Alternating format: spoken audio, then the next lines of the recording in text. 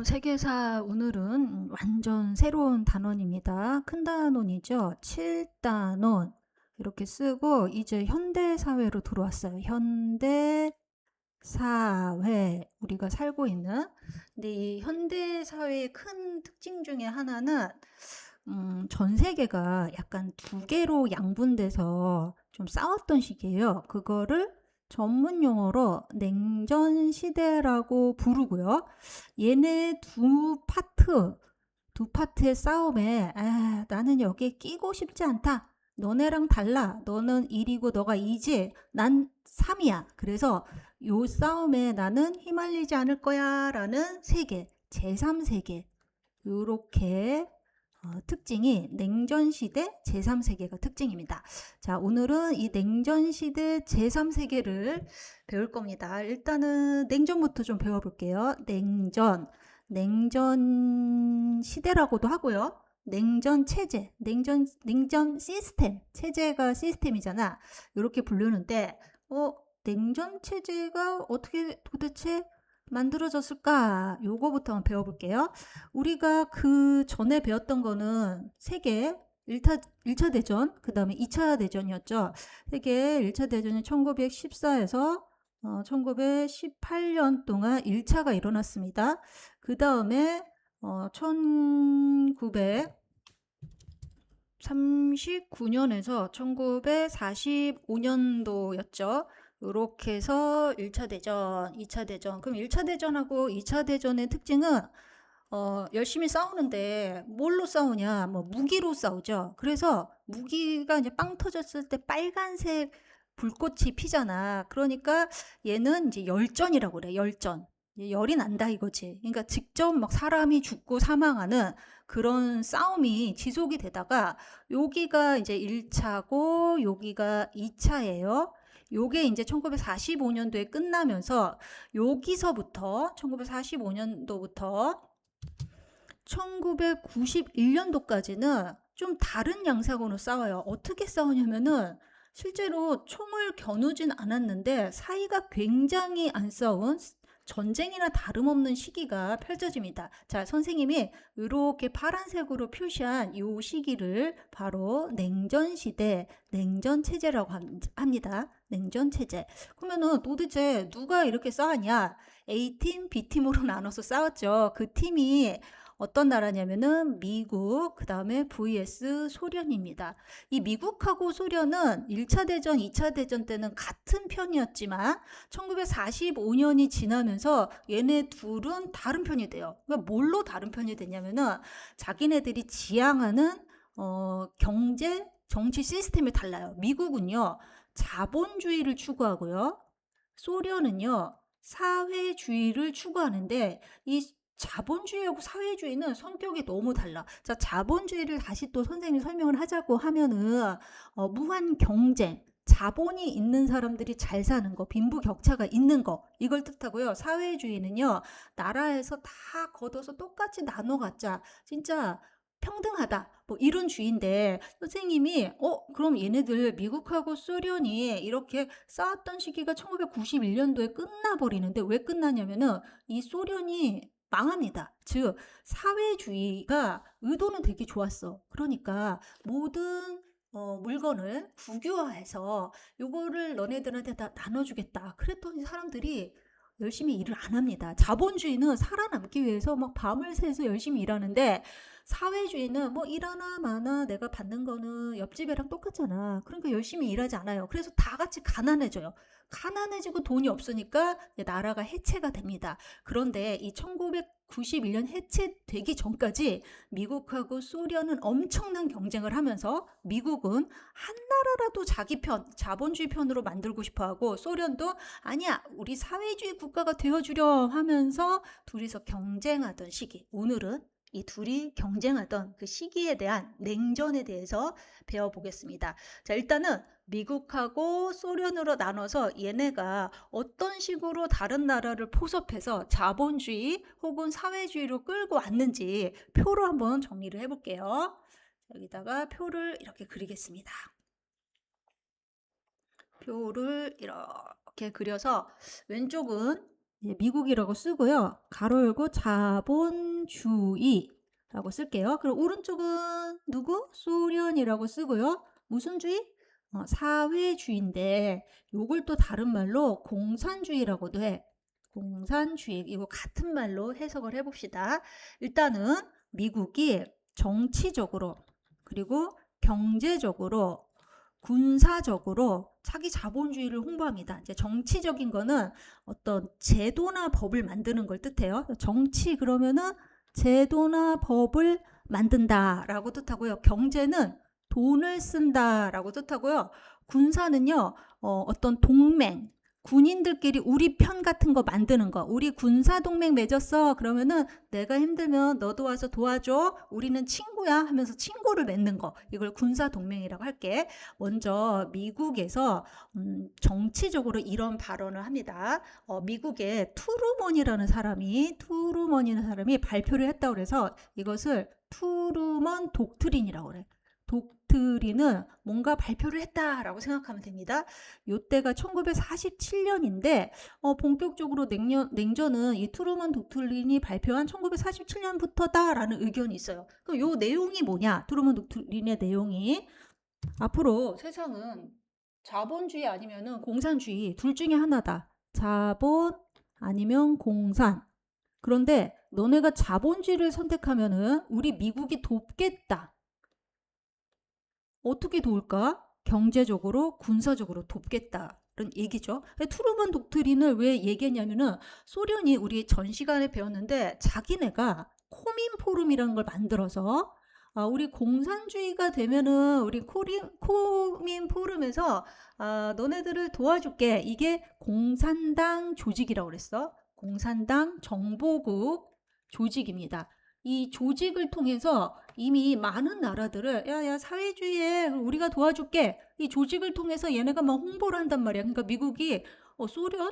전 세계가 다 뭐 소련이 좋아하는 사회주의 국가로 되는 거 아니야? 아니, 우리도 발표하자. 우리가 뭐 돈이 없어, 뭐가 없어. 자, 트루먼 독트린을 발표합니다. 도와줄게.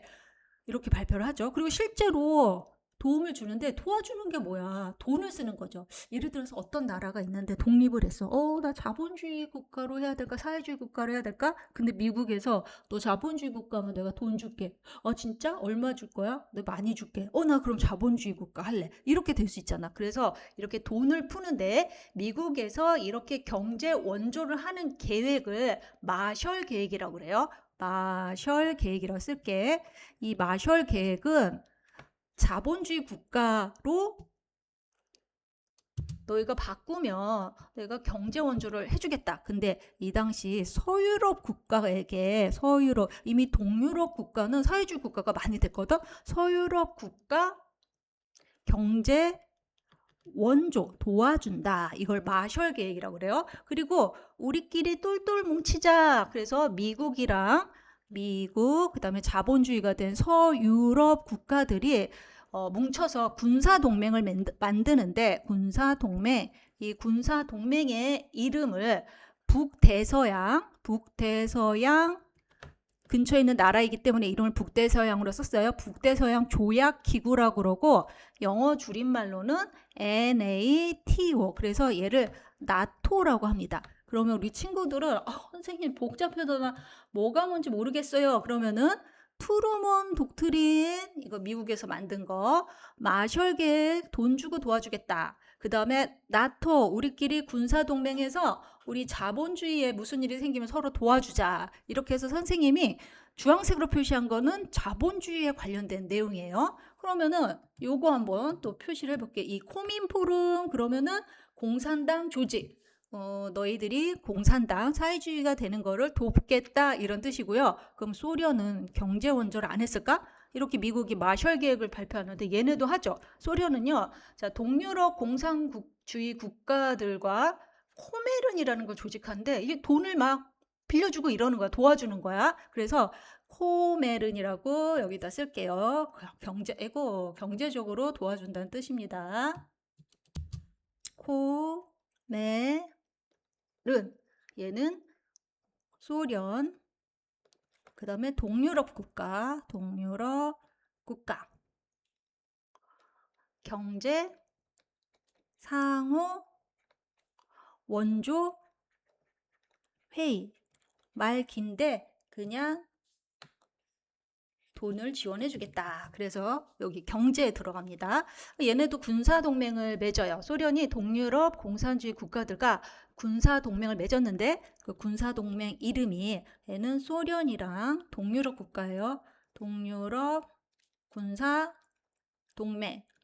자, 얘는 북대서양 조약기구죠. 얘는 바르샤바 조약기구. 영어로 WTO라고 부릅니다. 그러면은 요거 바르샤바 조약기구 이렇게 외우면 됩니다. 자, 선생님이 빨간 걸 얘기하면은 소련, 그 다음에 주황색을 얘기하면 미국 이렇게 얘기해야 돼. 자, 마셜계 미국, 코민포럼 소련, 나토 미국, 바르샤바 조약기구 소련. 그래서 요 표에서 선생님이 동그라미 친 거를 반드시 좀 암기를 해주세요. 자, 이렇게 해서 냉전 체제가 형성이 되면서 이 냉전 체제가 시간이 지나면서 경쟁이 심화되면서 굉장히 여러 나라에 여러 가지 사건이 일어납니다. 자, 우리나라도 이 냉전 체제 때문에 전쟁을 했죠. 바로 6.25 전쟁. 자, 이번 단원에서는 자, 이제 냉전 체제가 이렇게 시작됐구나 배웠으니까 냉전 체제가 어떻게 심화됐는지 2번 냉전 체제의 심화편을 배울게요. 그리고 나라 하나하나 골라서 배울게요. 첫 번째 나라 독일에 대해서 배우겠습니다. 자, 독일은요 2차 대전 끝났어. 독일은 승전국이야 패전국이야? 독일은 패전국입니다. 졌어요. 그래가지고 이제 독일이라는 나라 이렇게 있지. 그럼 누가 이겼어? 이때 이겼던 나라가 연합국이잖아. 이 4개 연합국, 미국, 프랑스, 영국, 그 다음에 소련. 얘네 나라가 야 독일 쟤 가만히 놔두면 쟤 또 전쟁 일으켜. 그러니까 우리가 요거를 4개로 나눠서 우리가 대신 통치를 하자. 그래서 4개를 나눠서 하나씩 통치를 합니다. 그래서 소련이 이쪽을 이렇게 통치를 하게 되죠. 그런데 독일의 수도가 베를린인데 수도가 여기 있어. 여기. 이렇게 있단 말이야. 근데 수도는 되게 중요하잖아. 그러니까 이 미국, 영국, 프랑스, 소련이 야, 그 수도를 소련 네가 다 통치하면 안 되지. 좋은 걸 네가 가지면 안 되지. 그럼 저기도 나누자. 그래서 선생님이 요거를 또 이렇게 확대를 요렇게 한번 해볼게요. 베를린이라는 수도가 이렇게 있어. 베를린이 이렇게 있다고 칩시다. 그럼 얘를 또 나누는 거야. 얘를 혼자 다 가지면 안 되지 하고 나눠요. 이렇게 나눠서 오른쪽이 동베를린이 되고 왼쪽은 서베를린이 되죠. 베를린 나누는데 여기는 소련이 통치를 하고요. 나머지를 미국, 그 다음에 프랑스, 그 다음에 영국이 이렇게 통치를 하게 됐습니다. 자, 그래서 소련이 통치했던 지역을 예를 들어서 그림을 그리자면은 이렇게 통치를 하고요. 그 다음에 베를린을 반으로 나눠서 이렇게 반만 통치를 하죠. 그럼 저 베를린이 이 하얀 부분이 섬처럼 돼서 저기만 또 미국, 프랑스, 영국의 통치령이 되는 그런 현상이 벌어졌습니다. 그런데 미국, 프랑스, 영국, 소련 이 4나라가 2차 대전까지는 사이가 좋은 한편이었지만 냉전 시대가 오면서 미국, 프랑스, 영국은 자본주의 국가고요. 소련은 사회주의 국가야. 그러니까 소련이랑 얘네가 지금 사이가 안 좋아요. 자, 미국, 영국, 프랑스는 이렇게 독일을 통치하면서 화폐 개혁이라는 걸 단행합니다. 화폐를 하나로 통일하자. 화폐 개혁. 그러니까 소련이 뭐야? 화폐 개혁을 통해서 뭐 독일을 다 먹겠다는 얘기야? 와, 쟤네 못됐네. 그럴 순 없지. 자, 우리도 특단의 정치를 취할 텐데 저 베를린을 보니까 너네들이 이 베를린을 오려면은 우리 땅을 밟아야 돼. 그러니까 요렇게 또 저희 소련이 점령했던 지역에 뭐 기차나 이런 걸 통해서 서베를린을 와야 되잖아. 니네 내 허락 없이 베를린 못 들어와. 이거를 베를린 봉쇄 정치라고 그래요. 베를린 봉쇄 막았다. 못 들어옵니다 하고서 막았습니다. 그러면 여기 베를린에 있는 애들 뭐 물건도 못 들어오고 밥도 못 먹고 굶어 죽게 생겼단 말이야. 그래서 미국, 프랑스, 영국이 와 소련 못됐다. 우리 못 들어가게 하네. 어떡하지? 좋은 수가 있어.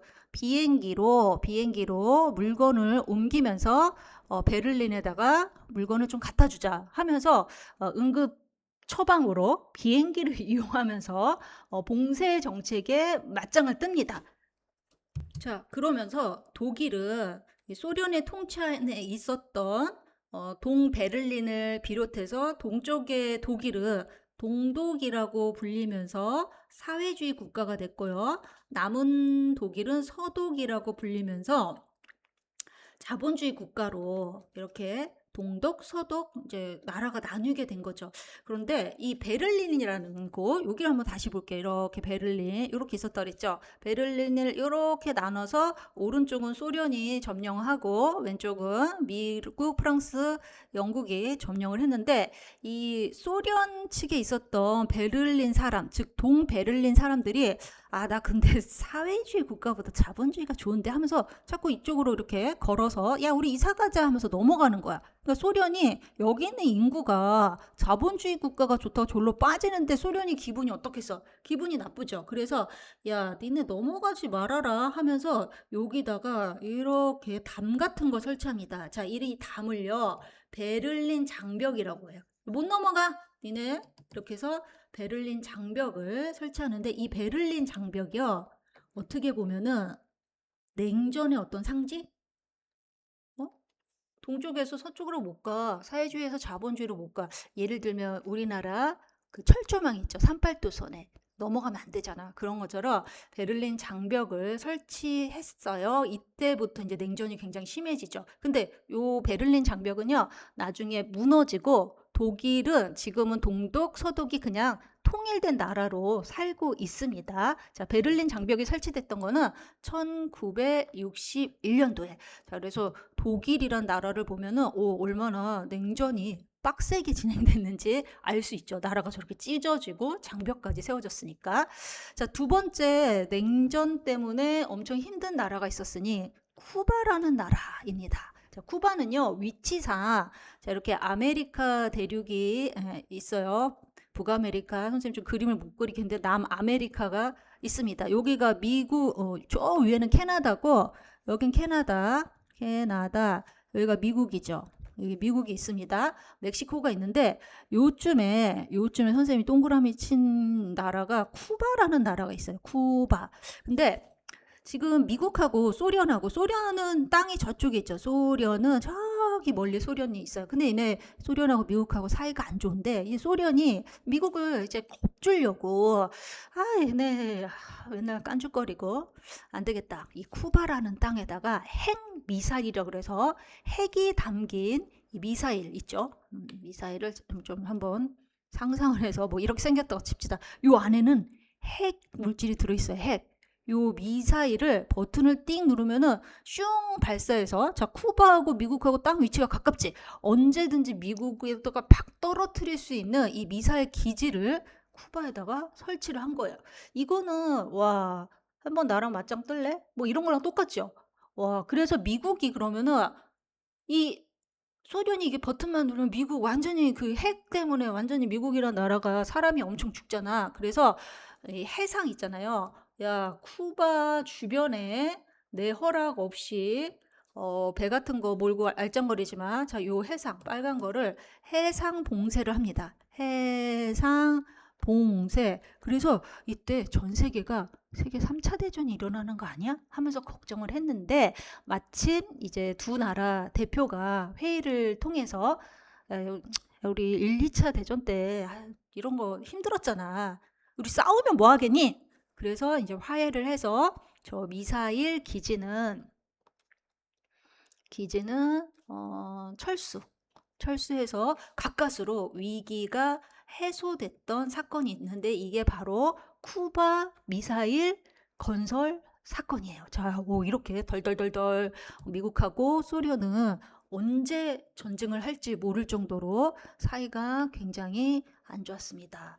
자, 아시아에서도 냉전 때문에 많은 전쟁이 일어났는데 먼저 이제 중국을 볼게요. 중국은요, 당이 두 개가 있어. 당에 국민당이 있고 그 다음에 공산당이 있어요. 자, 국민당은 나는 자본주의 나라로 중국을 만들 거야. 공산당은 노노노 나는 사회주의 나라로 중국을 만들 거야. 그래서 앞에는 국자, 뒤에는 공자를 따가지고 이거를 국공 내전이라고, 둘이 이제 싸우면은 내전이고요. 둘이 야, 우리가 지금 싸울 때가 아니야. 다른 나라가 우리를 쳐들어온대. 그러면 둘이 합하죠. 이걸 국공합작이라고 그래서 중국은 국공 내전이 일어났던 시기, 서로 합했던 시기가 있습니다. 자, 이렇게 서로 국민당, 공산당이 있는데 각각의 리더 이름은, 국민당에서는 장제스라는 사람이 리더고요. 공산당에서는 마오쩌둥이라는 사람이 리더야. 근데 얘네가 싸웠으면은 누군가 이겼을 거 아니야. 누가 이겼냐? 이 공산당의 마오쩌둥이 이기면서 중국을 이름을 중화인민공화국으로 만들어서 공산주의 국가가 되고요. 이 장제스의 국민당은 그러면 전쟁에 졌잖아. 그래서 좀 쫓겨나요. 어디로 쫓겨나냐면은 지금의 대만을 다른 말로 타이베이라고 그러죠. 타이베이로 가서 여기서 대만이란 나라를 이제 만들게 됩니다. 그러니까 중화인민공화국이 훨씬 큰 나라가 되겠죠. 그래서 중국은 이 공산당이 이겨서 사회주의 국가가 됐죠. 한국 해볼까요? 한국은 우리 친구들이 한국사에서도 많이 공부를 했을 텐데, 한국은 우리도 독립을 했죠. 독립을 했는데 냉전의 영향으로 북쪽은 소련이 내가 대신 통치할게. 남쪽은 미국이 내가 대신 통치할게. 일본, 우리를 일제강점기 때 괴롭혔던 일본, 니네는 꺼져. 니네는 전쟁에서 졌잖아. 2차 대전에서 졌잖아. 그래서 일본은 깨갱하고 자기네 나라로 돌아가고 독한 놈들이 우리나라를 점령을 합니다. 자, 냉전의 영향으로 이렇게 남북이 이제 분단이 됐는데, 이때 그냥 여기를 가운데를 쭉 그어버리고 소련 통치, 미국 통치로 이렇게 나눴죠. 근데 이 소련의 이제 북한군, 뭐 김일성 있죠. 얘네들이 소련의 지원을 받아서 야, 남쪽으로 쳐들어가서 남쪽도 사회주의 국가로 만들자 하면서 6.25 전쟁을 벌입니다. 그래서 남쪽까지 막 치고 내려왔죠. 그러면은 미국이 이 사태를 알고, 소련 니들 나랑 한판 뜨자는 거야? 우리 대한민국, 한국을 사회주의 국가로 만들겠다고? 안 돼. 그러면서 연합군이 아니라 국제연합군, 물론 국제연합군의 미군이 대다수였는데 연합군의 도움으로 자, 전쟁을 할게. 그랬더니 여기서 갑자기 중국이 우리도 도울게. 중국군의 도움으로 전쟁을 했죠. 결과는 어느 하나가 이긴 게 아니라 그냥 요렇게 전쟁이 계속 장기화되자 휴전협정을 맺으면서 밑에는 정부, 남한 정부, 위에는 북한 정부가 들어섰고, 이게 아직까지도 우리는 이어지고 있죠. 그러니까 서독, 동독은 이제 통일이 됐는데 우리나라는 아직 사회주의, 그다음 자본주의 국가 아직도 분단 상태입니다. 그래서 전 세계적으로 우리나라만 이렇게 분단이 됐단 말이야. 그러니까 전 세계 영화에서 이걸 또 소재로 삼아서 영화가 되게 많아요. 뭐 북한의 스파이가 나온다든지, 북한의 뭐 김일성이 뭐 김정은이 나온다든지, 이런 영화 소재로 지금 좀 많이 쓰이고 있습니다. 자, 한국은 이런 상황이고요. 그 다음에 베트남 볼게요. 베트남도 이제 공산주의 정권이 들어선 베트남이 이렇게 있으면 북베트남이 있고, 그 다음에 남베트남이 있어요. 남베트남. 북베트남은 공산주의, 남베트남은 미국의 지원을 받은 자본주의. 자, 그런데 이제 또 북베트남과 남베트남이 싸우죠. 자, 요 전쟁의 이름은 베트남 전쟁. 자, 미국은 이때 야, 한국 6.25 때 우리가 도와줬는데 지금 베트남 전쟁 때 니네 도와줘야 되지 않겠어? 그래서 이때 한국군이 베트남 전쟁에 참여를 하게 됩니다. 그런데 누가 이겼냐? 바로 이제 북베트남이 이깁니다. 잠깐만, 이긴 나라는 우리가 이렇게 빨간 걸로, 아이고 잠깐만요. 다시 할게요. 북베트남, 그러면은 베트남 공산주의, 그 다음에 우리나라는 그냥 반반 이렇게 남았고, 아까 중국은 요게 공산당 중화인민공화국이 점령을 하게 됐죠. 자, 이렇게 냉전 체제로 치열하게 싸우다가 이제 어떤 나라들이 자, 나는 자본주의, 사회주의 거기 중간에 끼고 싶지 않아. 내가 알아서 할게. 자, 그런 나라를 제3세계라고 그러죠. 제3세계가 등장을 하게 됩니다. 주로 아시아와 아프리카 국가들의 독립이죠. 자, 먼저 아시아에 있는 나라들 한번 볼까요? 아시아에 인도 볼게요. 인도는요. 어떤 나라가 지배했더라? 영국이 지배했죠. 영국이 지배를 했는데 인도는 종교 갈등이 심해요. 그러니까 인도에는 힌두교가 있고 또 이슬람교도가 있어요. 이슬람. 근데 얘네 둘이는 먹는 것부터 틀려. 힌두교는 소 안 먹고 이슬람은 돼지 안 먹습니다. 이런 두 나라가 어떻게 두 종교를 가진 나라가 한 군데의 나라에 살다 보니까 자기네들끼리 굉장히 이제 다툼이 심해졌죠. 그래서 이 종교 갈등으로 아예 나라가 분리되는데, 자, 요렇게 힌두교를 믿는 나라는 그냥 인도가 되고요. 여기에 또 요렇게 나라를 나눠서 여기를 동파키스탄, 여기를 서파키스탄, 자, 여기는 이슬람교 믿는 애들 이쪽으로 이사가. 이슬람교. 그러면 우리 싸우지 말자. 이슬람교. 이렇게 나라가 나눠졌다가 이 동파키스탄은 나중에 방글라데시가 됩니다. 방글라데시. 그러면은 인도가 있고요. 파키스탄이 있고요. 방글라데시가 있겠죠. 방글라데시. 아직도 이제 뭐 인도나 방글라데시는 이제 종교가 다르기 때문에 서로 사이가 좋지 않습니다. 그 다음에 아시아에서 베트남 볼까요? 베트남은 그 후로 어떻게 됐을까? 자, 베트남은요. 프랑스와 독립전쟁을 벌였습니다. 그러니까는 베트남은 프랑스가 베트남을 지배하고 있어서 나 프랑스로부터 독립할래 하면서 독립전쟁을 벌였는데 결국은 남북으로 나눠졌죠. 남베트남, 북베트남. 북베트남은 사회주의, 남베트남은 자본주의로 나눠졌다가 둘이서 싸운 게 무슨 전쟁이다? 베트남 전쟁. 그래서 누가 이겼냐? 사회주의인 북베트남. 이거 아까 나온 건데 왜 나오지? 북베트남이 이겼습니다. 다시 한번 기억하고 프랑스로부터 독립하기 위해서 노력했던 나라다라고 생각하고요.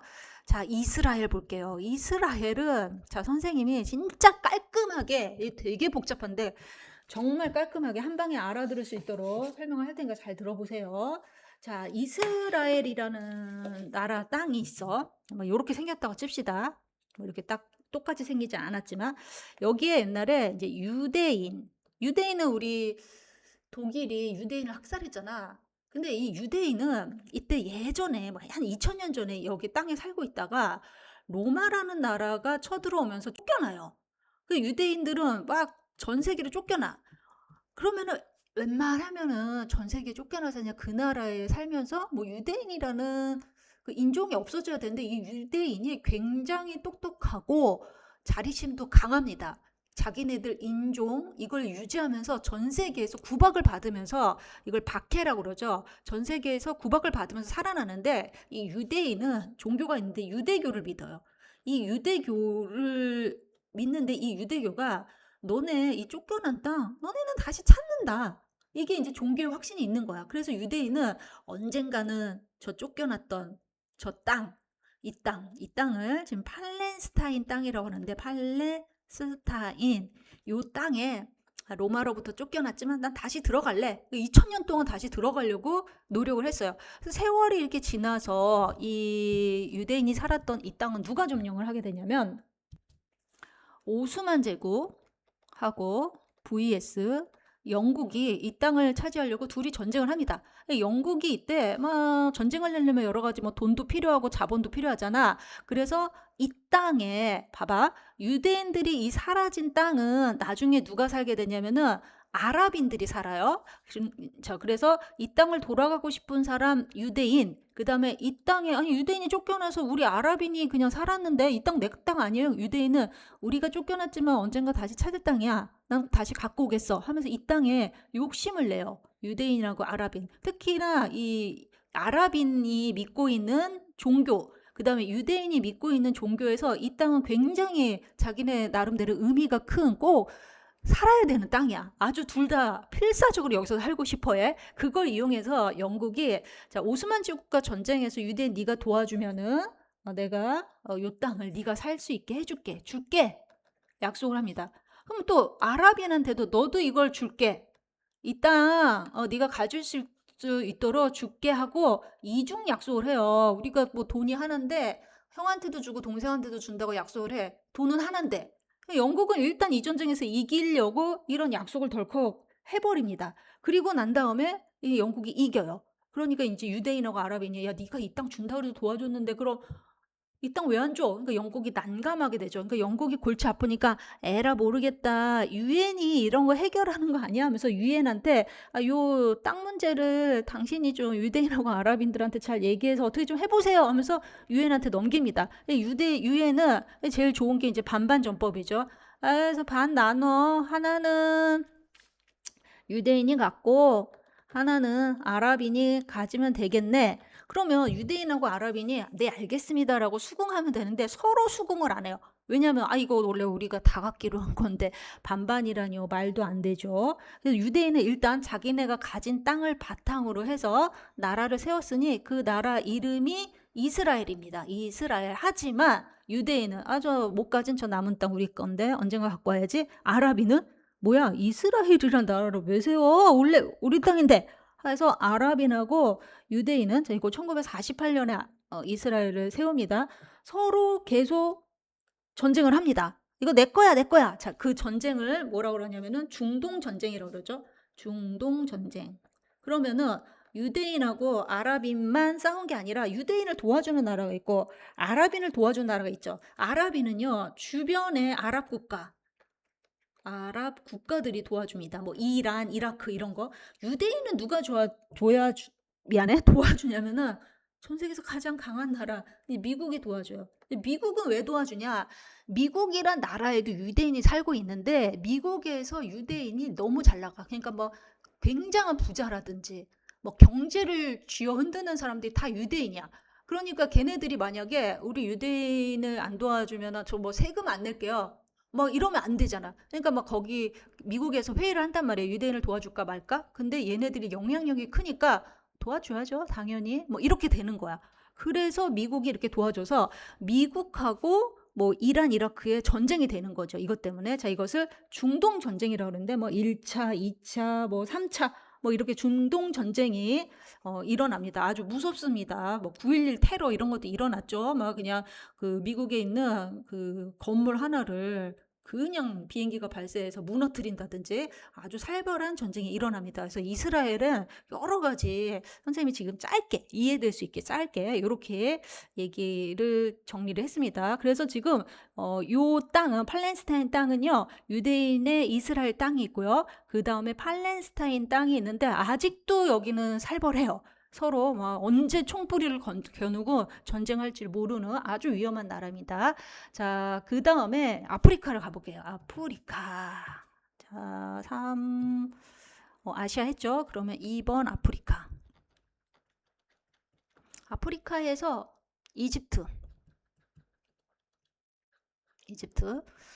이집트는 나세르라는 왕정을 몰아내고 왕정 다 몰아냈죠. 그 왕정에서 몰아내면은 투표해서 뽑는 거 뭐라 그랬지? 공화정이라고 그랬지.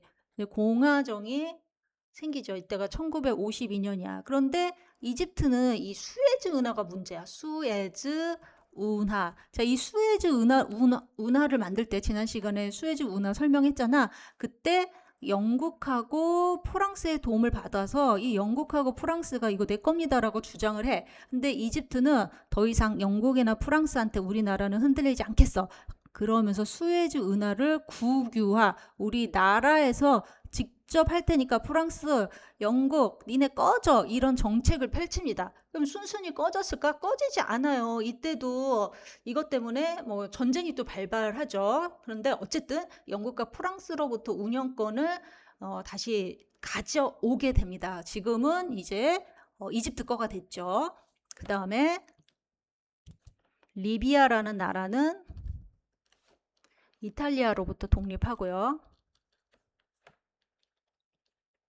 아니 왜 이렇게 침범을 해서 왜 이렇게 많은 거야? 알제리, 아프리카 알제리 알죠?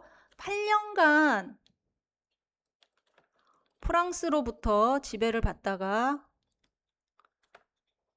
독립합니다. 그리고 아프리카의 영토 분쟁으로 빈곤이나 기아 문제 등이 발생합니다. 그러니까 아프리카란 나라가 이렇게 자로 딱 잰 것처럼 이렇게 영토 분쟁이 일어났는데 여기 뭐 인종 같은 게 섞여 있잖아. 그러니까 나중에 이 자기네 인종끼리 이거 여기는 원래 내 땅이야, 여기 내 땅이야 하면서 자기네들끼리 이제 분쟁도 많이 벌이죠. 자, 아프리카와 아시아 국가들이 이렇게 독립을 하고요. 아까 얘기했듯이 이제부터 제3세계가 형성이 됩니다. 제3세계 형성. 이 제3세계는 자본주의도 아니고 사회주의도 아닌 국가라고 그랬잖아.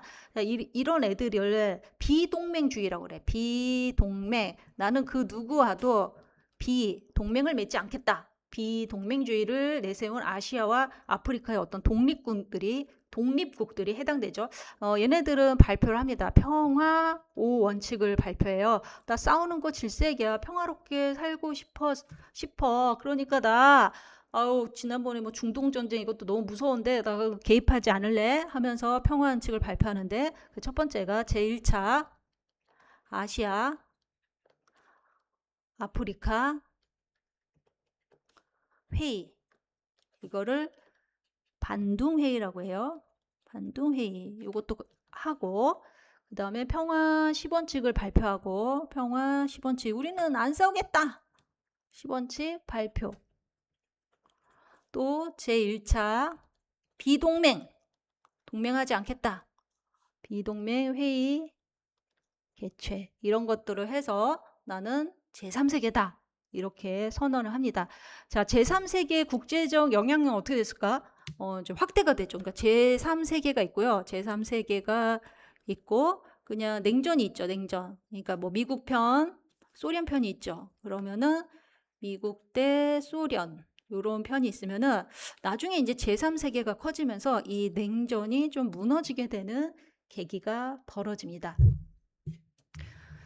자, 평화 10원칙 일부에 뭐 이런 내용이 있죠. 모든 국가의 주권과 영토의 보존을 존중하고 모든 인종과 국가 사이의 평등을 인정한다. 다른 나라의 내정에 간섭하지 않는다. 뭐 사회주의 할래, 자본주의 할래 하면서 내정에 간섭하지 말아라. 강대국에 유리한 집단적인 방위를 난 거부한다. 서로 침략하지 않는다. 국제 분쟁을 평화적인 방법으로 해결한다. 이런 발표 등을 했습니다. 이러다가 이제 냉전 체제가 무너지는데요. 그거는 다음 시간에 할게요.